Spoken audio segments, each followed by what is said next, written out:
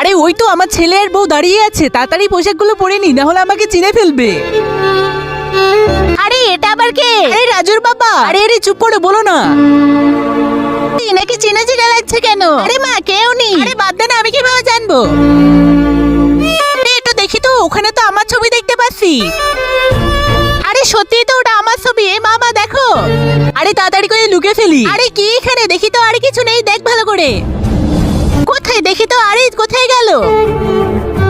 আরে বাবার money bag. আরে মামা দেখো, বাবার মানি ব্যাগ। আরে এটা তাড়াতাড়ি করে লুকিয়ে রাখি।